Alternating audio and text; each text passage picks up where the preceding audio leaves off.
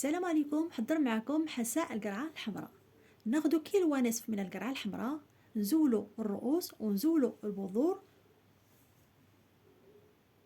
وندهنوها بزيت لافوكا، نرشوا الملحة، البزار، ونسخنوا الفران من قبل وندخلوها طيب مدة ساعة. ومنين دوز نصف ساعة الأولى نخرجوا القرعة ونضيفوا مع حبة واحدة بصل نخليه بالقشور ديالها ونقسموها نصفين وندهنوها بزيت لافوكا وندخلوها مرة ثانية الفران نصف ساعة الباقية.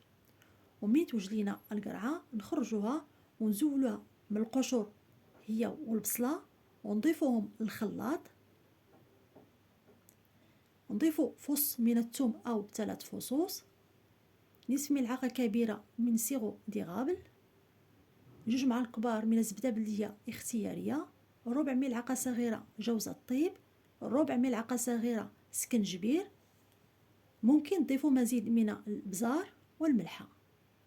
مرق الخضار ضيفوا في الأول 700 مليلتر من مرق الخضار، ولا بغيتوها مازال خفيفة ممكن تضيفوا هنا هزات لي يترو مرق الخضار.